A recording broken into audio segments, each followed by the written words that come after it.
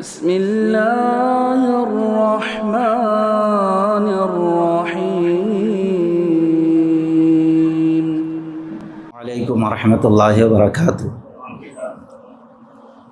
نحمده ونصلی علی رسولہ الکریم۔ فاعوذ باللہ السمیع العلیم من الشیطان الرجیم من ہمزہ ونفخہ ونفثہ۔ بسم اللہ الرحمن الرحیم۔ یا ایہا الذین آمنوا اتقوا اللہ حق تقاتہ ولا تموتن الا وانتم مسلمون۔ یا ایہا الناس اتقوا ربکم الذی خلقکم من نفس واحدہ وخلق منها زوجہا وبث منہما رجالا کثیرا ونساء واتقوا اللہ الذی تساءلون به والارحام ان اللہ کان علیکم رقیبا۔ یا ایہا الذین آمنوا اتقوا اللہ وقولوا قولا سديدا يصلح لكم أعمالكم ويغفر لكم ذنوبكم ومن يطع الله ورسوله فقد فاز فوزا عظيما۔ رب اشرح لي صدري ويسر لي أمري واحلل عقدة من لساني يفقهوا قولي۔ تمام قسم کی تعریف اور بڑائی، تسبیح و تحلیل، تحمید و تکبیر سدا زندہ سلامت رب العالمین کے لیے سزاوار ہے۔ بعدہ درود السلام کا تحفہ اللہ کے حبیب انسان کامل، شافی روز محشر، ساقی کوثر، مسیحا امت، انسانی معاشرہ کے مصلح اعظم محمد الرسول اللہ صلی اللہ علیہ وسلم پر نازل ہو۔ دوستوں، سب سے پہلے ہم دعا کر لیں کہ ایسے مبارک محفلوں میں، مجلسوں میں اللہ کے نبی صلی اللہ علیہ وسلم نے جو فضیلتیں، رحمتیں، مغفرتیں بیان فرمائی ہیں، وہ ساری فضیلتوں کے مستحق اللہ ہم تمام لوگوں کو بنا کر ہماری دنیا اور آخرت سنوار دے۔ محترم امیر صاحب و معزز علماء کرام، دیگر سامعین و سامعات، جس موضوع پہ ہمیں کچھ دیر کے لیے بات کرنے کا حکم دیا گیا ہے، آپ کے سامنے ذکر ہوا اصلاح امت، امت کی اصلاح۔ یہ کسی لیڈر کے وجہ سے تو امت کی اصلاح نہیں ہو سکتی، جبکہ ہم دیکھ رہے ہیں ان کی وجہ سے اور ہی اللہ ماشاء اللہ خراب ہو، اور نہ کسی حکومت کی وجہ سے اللہ ماشاء اللہ اصلاح ہو سکتی۔ اصلاح ہر شخص اپنے آپ کرے اور پھر دوسروں کی کرے، اپنے زندگیوں کی اصلاح، اپنے معاشرے کی، اور امت مسلمہ کو صحیح راستے پر لانے کی کوشش کرے، جبھی امت کی اصلاح ممکن ہے۔ رب العالمین نے بیان فرمایا، بڑی مشہور معروف سورۃ الرعد کی ایک آیت کریمہ کا ٹکڑا ہے، ان اللہ لا یغیر ما بقوم حتی یغیروا ما بانفسہم۔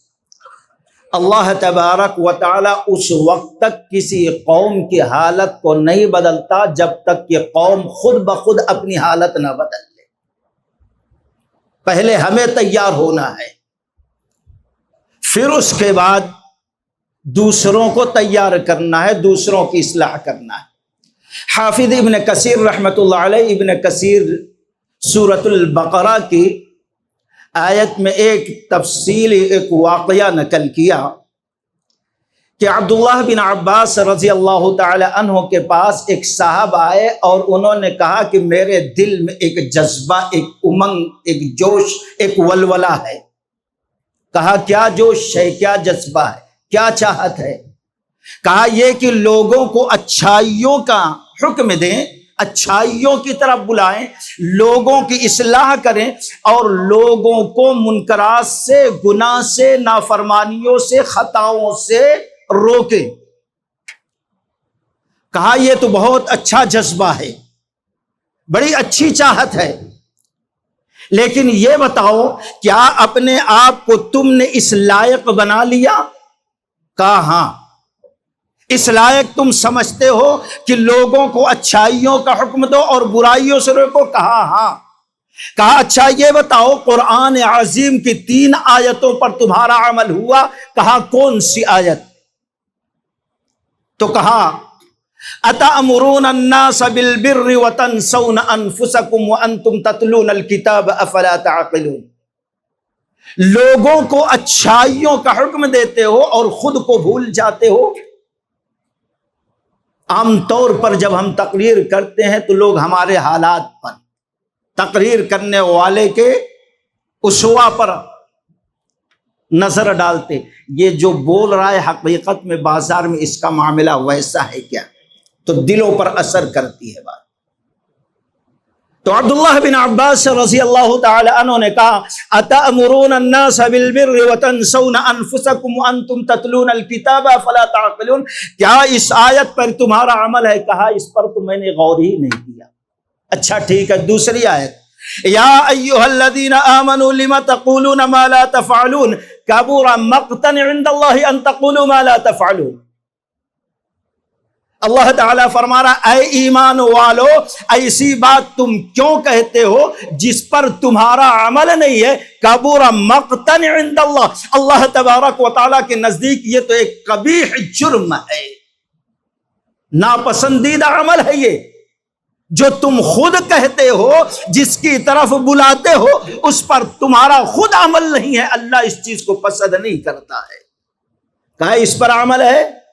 ارے یہ تو میری نظر سے گزری ہی نہیں آئی۔ پھر کہا تیسری آیت سورہ ہود کی وما اريد ان اخالفكم الى ما انهاكم عنه ان اريد الا الاصلاح ما استطعت وما توفيقي الا بالله۔ میں ایسا نہیں ہوں کہ تمہیں اچھی باتوں کا حکم دوں، توحید کا حکم دوں، نماز کا حکم دوں، اللہ کی نافرمانیوں سے روکوں، اور جس چیز کا تمہیں حکم دوں اس پر میرا عمل نہ ہو، اس کی مخالفت کروں، یہ میرا ارادہ نہیں ہے۔ حضرت شعیب علیہ السلام نے اپنے قوم سے کہا اس آیت پہ عمل ہے؟ تو وہ صاحب تابعی نے کہا نہیں، ان تینوں آیتوں پہ ہمارا عمل نہیں۔ کہا دوسروں کو نصیحت، اپنے لیے فضیحت، پہلے جاؤ ان تینوں آیتوں پر عمل کر لو، پھر اس کے بعد لوگوں کو اچھائیوں کی طرف بلانا اور نافرمانیوں سے روکنا۔ تو حقیقت میں اگر ہم مخلص ہیں امت کے اصلاح کے لیے تو اصلاح اوپر سے نہیں ہوگی بلکہ اصلاح نیچے سے ہوگی۔ پتا جھاڑ کر توڑ پھینکنے سے جھاڑ سوکھتا نہیں بلکہ اس کی جڑ کاٹنے سے جھاڑ سوکھتا ہے۔ دوستو پہلے ہمیں اپنی اصلاح کرنا ہے، پھر اس کے بعد ہمارے گھر والے، دوست و احباب، رشتہ دار، عزیز و قارب، ساتھ اٹھنے بیٹھنے والے، پھر ان کا نمبر آتا ہے۔ رب العالمین نے فرمایا والمؤمنون والمؤمنات بعضهم اولیاء بعض یأمرون بالمعروف وینہون عن المنکر ویقیمون الصلاة ویؤتون الزکاة ویطیعون اللہ ورسولہ اولئک سیرحمهم اللہ ان اللہ عزیز حکیم۔ سورۃ التوبہ۔ رب العالمین نے فرمایا وہ سارے مؤمنین مرد، وہ سارے مؤمنات خواتین آپس میں ایک دوسرے کے لیے ہمدرد ہیں، دوست ہیں، خیر خواہ ہیں، ولی ہیں، بھلائی چاہنے والے ہیں۔ کون سے؟ جس میں یہ 5 صفت ہو۔ یامرون بالمعروف، ایک دوسرے کو اچھائیوں کا حکم دیتے ہوں، باپ بیٹے کو دے، بیٹا باپ کو دے، شوہر بیوی کو، بیوی شوہر کو، دوست دوست کو دے۔ یامرون بالمعروف، اچھائیوں کا حکم دے آپس میں، برائیوں سے، منکرات سے، گناہوں سے، نافرمانیوں سے، خطاؤں سے، معصیت سے ایک دوسرے کو روکتے رہیں۔ وَيُقِيمُونَ الصَّلَاةَ، اور پنجگانہ نماز کی پابندی کریں۔ وَيُؤْتُونَ الزَّكَاةَ، اور اپنے مال سے زکوٰۃ نکال کر اپنے مومن بھائیوں کی مجبوری، پریشانی، محتاجی کو دور کریں۔ وَيُطِيعُونَ اللَّهَ وَرَسُولَهُ، اور چاہے دنیا کا معاملہ ہو، دین کا معاملہ ہو، دوستی کا معاملہ ہو، دشمنی کا معاملہ ہو، مسجد کا معاملہ ہو، بازار کا معاملہ ہو، کیسا بھی معاملہ ہو، اس کو حل کرنے کے لیے اللہ و رسول کی اطاعت میں حل کرے۔ وَيُطِيعُونَ اللَّهَ وَرَسُولَهُ، خوشی کا معاملہ ہو، غمی کا معاملہ ہو، اندر کا معاملہ ہو، باہر کا ہر معاملے کو قرآن و حدیث کے نقشے میں طے کیا جائے اور حل کیا جائے۔ اگر یہ پانچ اوصاف ہیں تو رب نے فرمایا اولئک سیرحمہم اللہ، ہاں یہی وہ لوگ ہیں، پانچ صفات جو اپنے اندر رکھتے ہیں، بہت جلد اللہ تبارک و تعالی ان کی دعاؤں میں اثر پیدا کرے گا، ان کی مرادوں کو پورا کرے گا، ان پر رحم فرمائے گا، ان پر جو دشمن مسلط ہے ان دشمنوں کو ان سے ہٹا دے گا، شکست خوردہ بنا دے گا۔ ان اللہ عزیز حکیم، اور اللہ تبارک و تعالی کو کسی کے سپورٹ کے دنیاوی وسائل کی ضرورت نہیں، اللہ ہر چیز پر غالب ہے اور حکمت والا ہے۔ یہ دوسرے نمبر کا ہے۔ جب اس انداز میں امت کی ہم اصلاح کریں گے تو انشاءاللہ اصلاح ضرور ہوگی۔ ایک حدیث آپ کے سامنے جس کو امام نسائی رحمت اللہ علیہ نسائی شریف کے اندر نقل کیا ہے، راوی دو صحابی ہیں، حافظ الحدیث ابو ہریرہ رضی اللہ تعالی عنہ اور ابو سعید خدری رضی اللہ تعالی عنہ۔ یہ دونوں صحابی کہتے ہیں یقولان خطبنا رسول اللہ صلی اللہ علیہ وسلم یوما فقال والذی نفسی بیدہ ثلاث مرات ثم اکب فاکب کل رجل منا یبکی لا ندری واللہ ماذا حلف ثم رفع رأسه في وجه البشرى فكانت أحب إلينا من حمر النعم ثم قال رسول الله صلى الله عليه وسلم ما من عبد يصلي صلاة الخمس ويصوم رمضان ويخرج الزكاة ويجتنب الكبائر السبع إلا فتحت له الأبواب الجنة فقيل له ادخل بسلام، رواہ النسائی۔ امام نسائی رحمت اللہ علیہ اس حدیث کو نقل کرتے ہیں۔ یہ دونوں صحابی کہتے ہیں کہ اللہ کے رسول صلی اللہ علیہ وسلم ایک دن ہمیں خطبہ دے رہے تھے، اور دوران خطبہ فقال والذی نفسی بیدہ، کہا قسم ہے اس ذات کی جس کے ہاتھ میں محمد الرسول اللہ صلی اللہ علیہ وسلم کی جان ہے۔ بڑی بھاری قسم کھائی دوستو۔ فقال والذی نفسی بیدہ، کہا قسم ہے اس ذات کی جس کے ہاتھ میں میری جان ہے۔ پھر کچھ کہنا چاہ رہے تھے، کہہ نہ سکے۔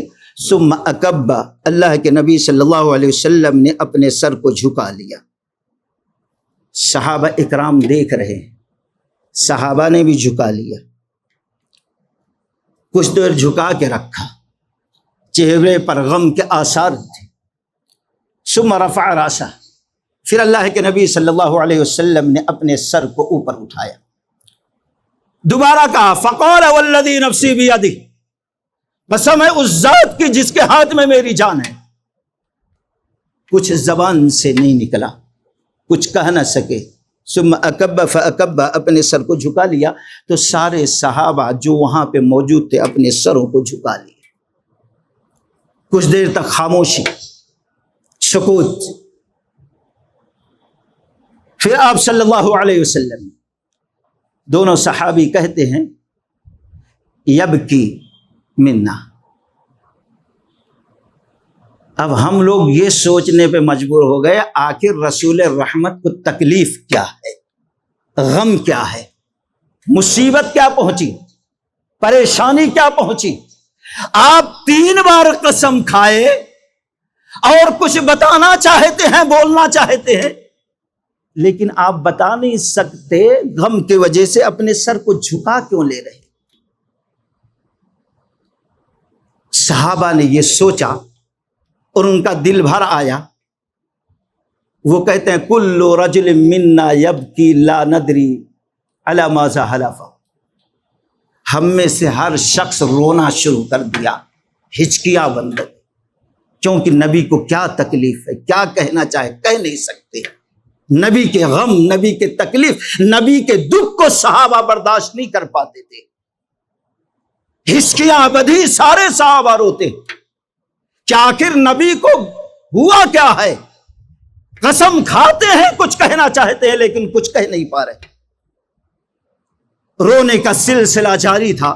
ثم رفع رأسہ، کہ اللہ کے نبی صلی اللہ علیہ وسلم نے اپنے چہرے اقدس کو اٹھایا، فی وجہ البشرا، اور صحابہ اکرام نے بھی اپنے چہرے کو اٹھایا، اپنی نگاہوں کے پیارے نبی علیہ الصلوۃ والسلام کے چہرے اقدس پہ ٹکا دیا۔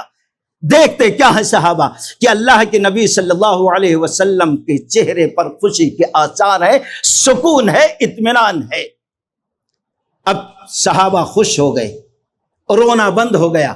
فکانت احب الینا من حمر النعم، یہ دونوں صحابی کہتے ہیں اللہ کی قسم پیارے نبی صلی اللہ علیہ وسلم کا خوش ہونا، اطمینان بخش چہرہ دکھائی دینا ہمارے نزدیک اتنا محبوب تھا، اتنا زیادہ پسندیدہ تھا، اگر ہم کو سرخ لال اونٹ بھی دے دیا جائے تو ہم کو اتنی خوشی نہیں ہوتی تھی، نبی کی خوشی سے ہم کو جتنی خوشی حاصل ہوتی تھی۔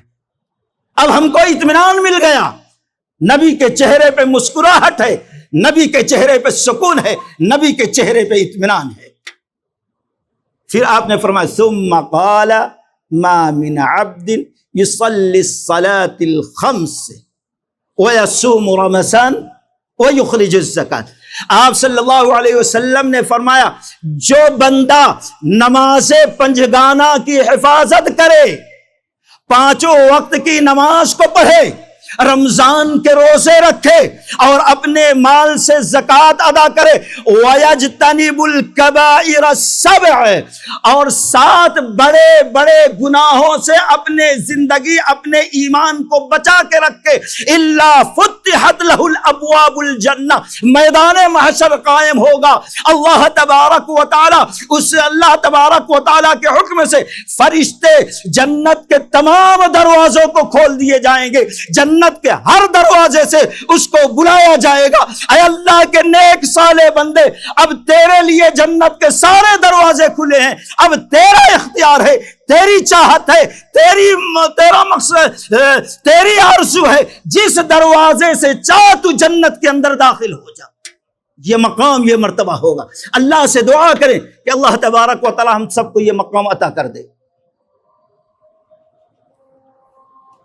رک جائیں گے اذان۔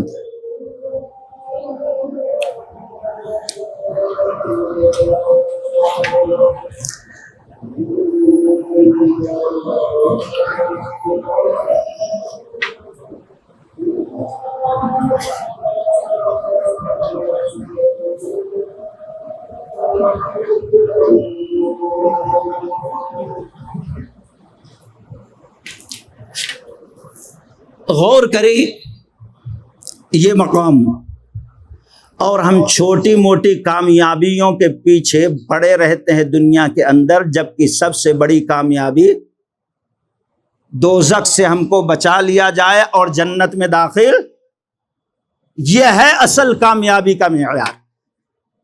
لیکن اگر ہم چاہتے ہیں یہ مقام، یہ مرتبہ ہم کو حاصل ہو، تو سب سے پہلے اللہ کے نبی صلی اللہ علیہ وسلم نے کیا کہا؟ ایک مومن کے لیے، ایک توحید موحد کے لیے، یہ موحد ہے، اللہ والا ہے، توحید والا ہے، اس بات کا عملی اعلان جو ہوتا ہے اننی انا اللہ لا الہ الا انا فاعبدنی واقم الصلاۃ لذکری، نماز کے ذریعے سے ہوتا ہے، نماز کے ذریعے توحید کا اعلان۔ آج کتنی ہم سے نماز کے پابندی ہوتی ہے؟ رب کہتا ہے سورہ اعراف میں والذین یمسکون بالکتاب واقاموا الصلاۃ، جو لوگ کتاب اللہ اور سنت رسول اللہ کو مضبوطی سے پکڑتے ہیں، ان کے لیے نماز پنجگانہ کی حفاظت کرنا کوئی مشکل چیز ہے؟ وہ 5 وقت کی نماز۔ یہ منافقوں کے لیے نبی رحمت نے فرمایا عشاء کی نماز گرا گزرتی ہے، بھاری گزرتی ہے، مشکل گزرتی ہے، فجر کے لیے اٹھنا مشکل ہوتا ہے، منافقوں کے لیے، موحدوں کے لیے، مومنوں کے لیے نبی نے نہیں کہا کہ مشکل ہوتی ہے۔ قرآن اٹھاؤ، رب کہتا ہے وَإِنَّهَا لَكَبِيرَةٌ إِلَّا عَلَى الْخَاشِعِينَ، یہ نمازوں کی پابندی کرنا بہت بڑا کام ہے، بہت بڑا مشکل کام ہے، بہت بھاری کام ہے، الا علی الخاشعین، لیکن جو رب کی خشیت رکھتے ہیں ان کے لیے منافقوں کے نماز کو ادا کرنا جتنا مشکل ہے، رب سے خوف جو کھاتے ہیں، اپنے دل میں خشیت رکھتے ہیں، توحید رکھتے ہیں، اللہ کی محبت رکھتے ہیں، محبت کے ساتھ اللہ کی خشیت اپنے دلوں میں پیوست کر رکھا ہے، ان لوگوں کا معاملہ ہے نماز کو ترک کر دینا اتنا بھاری اور مشکل ہوتا ہے۔ مومنوں کے لیے نماز پڑھنا بھاری مشکل نہیں ہوتا ہے دوست، آسان ہوتا ہے، اور یہ وہ عمل ہے جو رب سے سب سے زیادہ قریب کر دیتا ہے، اور کوئی عبادت رب سے اتنا قریب نہیں کر پاتی۔ دوسری چیز وَيَصُومُ رمضان، رمضان کے روزے کو رکھنا، اس کے وجہ سے مقصد اصل لعلکم تتقون، تقوی بتایا گیا ہے، تقوی پرہیزگاری۔ تقوی کی جو صفت قرآن نے بیان فرمائی سورہ فتح وَأَلْزَمَهُمْ كَلِمَةُ التَّقْوَى، یہ روزہ تقوی پیدا کرتا ہے، اور تقوی کی پہلی منزل یہ ہے کہ اپنی توحید میں یہ مضبوط ہو جاتے ہیں، کلمے میں مضبوط ہو جاتے ہیں، کلمے اور اس کے تقاضے سے یہ چمٹ جاتے ہیں، یہ پہلی منزل ہے۔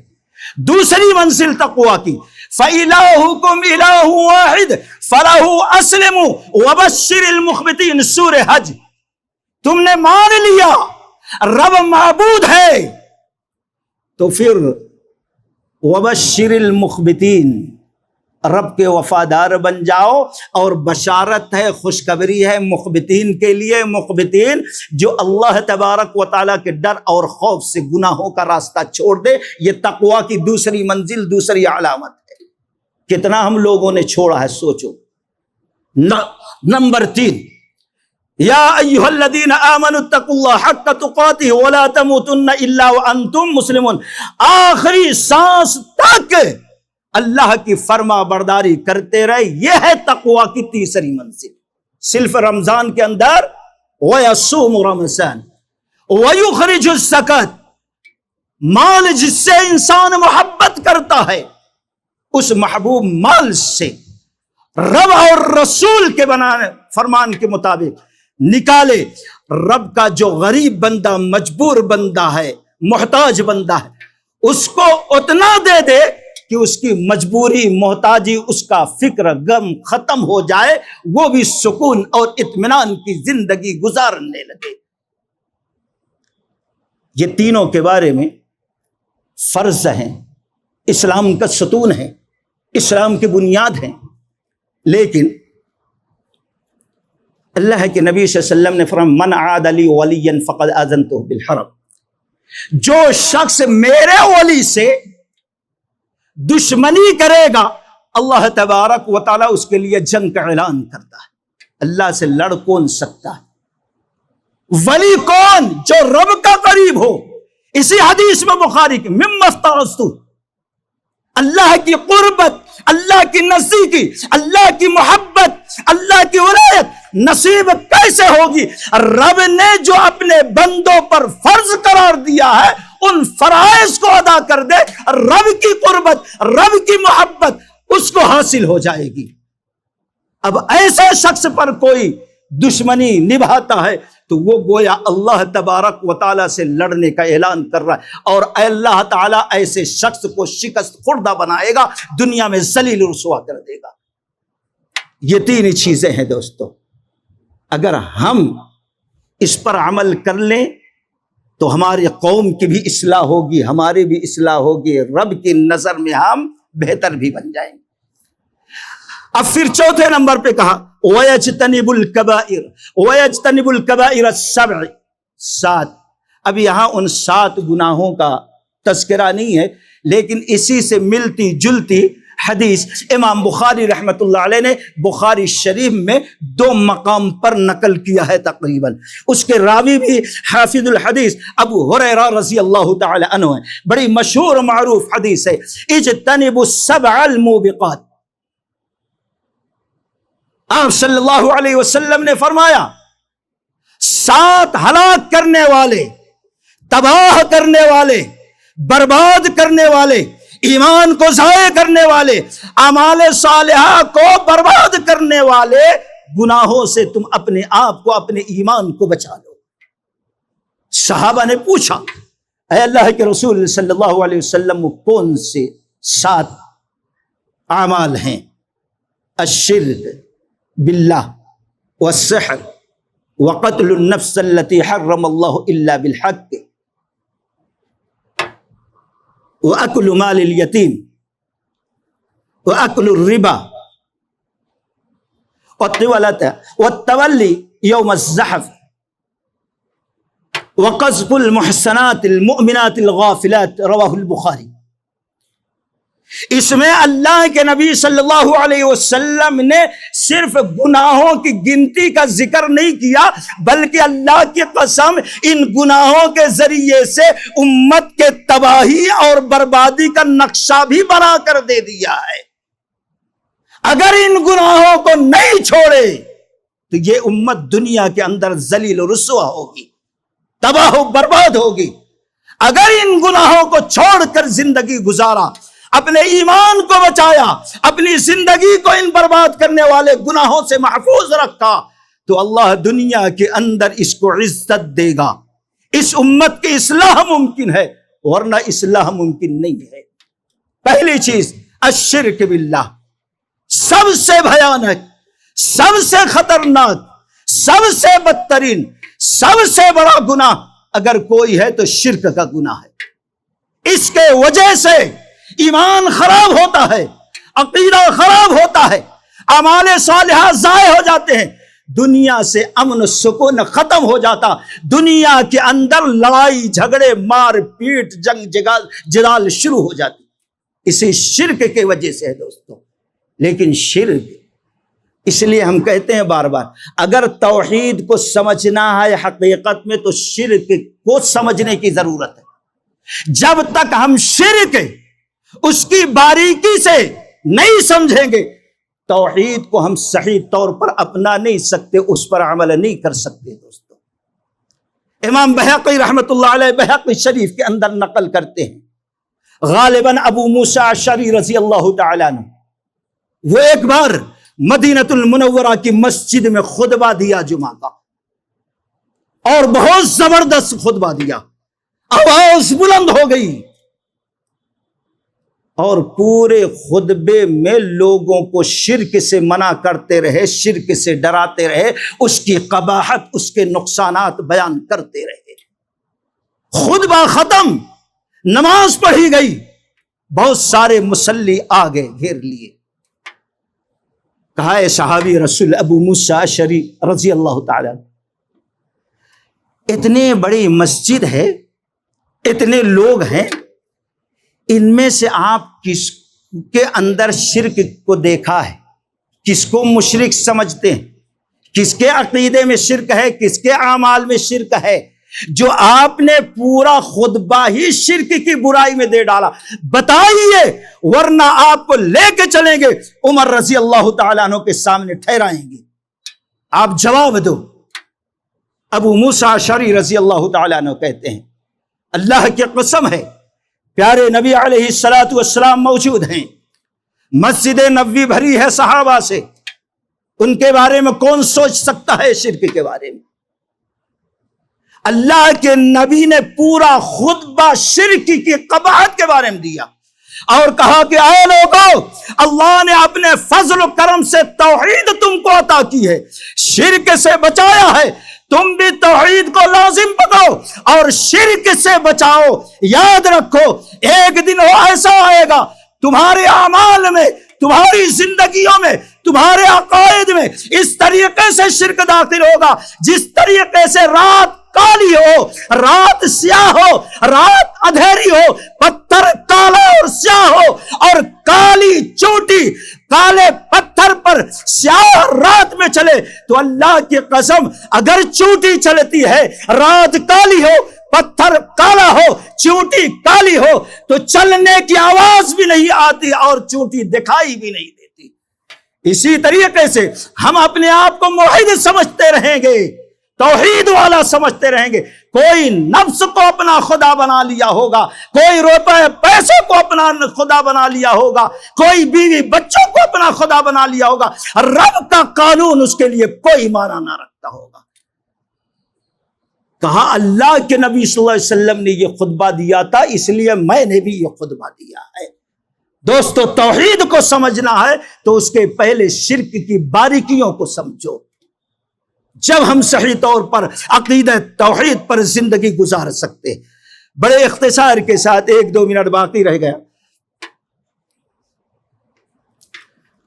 دوسرا جادو ہے، تیسرا کسی شخص کو بلا وجہ قتل کرنا ہے، چوتھا یتیم کے مال، اور پانچواں میدان جنگ سے منہ پھیر کے بھاگنا ہے، یا یوں سمجھ لیے توحید کے کام کرنے سے بھاگنا ہے، اور ساتواں کوئی پاک دامن مومنہ بے خبر عورت ہے تو اس کے اوپر بے حیائی، بے شرمی، بدکاری، زناکاری کا الزام لگا دینا۔ اس میں عقیدے کا بگاڑ کا بھی ذکر ہے، اخلاق کے بگاڑ کا بھی ذکر ہے، نفس کے بگاڑ کا بھی ذکر ہے۔ ہر قسم کے بگاڑ کا تذکرہ نبی علیہ الصلوۃ والسلام نے اس حدیث میں بیان کر دیا ہے۔ اگر چاہتے ہیں معاشرے کی اصلاح ہو، سکون کی زندگی گزارے، مرنے کے بعد انجام بہتر ہو، تو ہمیں چاہیے ان سارے گناہوں سے اپنی زندگی کو پاک و صاف کر لیں۔ اللہ تعالیٰ سے دعا ہے کہ اللہ تعالیٰ ہم تمام لوگوں کو صحیح معنوں میں قرآن و سنت کی سچی پکی سمجھ عطا فرمائے، اور قرآن و سنت کے مطابق اپنی اصلاح کرنے کی توفیق رفیق عطا فرمائے۔ وآخر دعوانا ان الحمد للہ رب العالمین۔ السلام علیکم ورحمۃ اللہ وبرکاتہ۔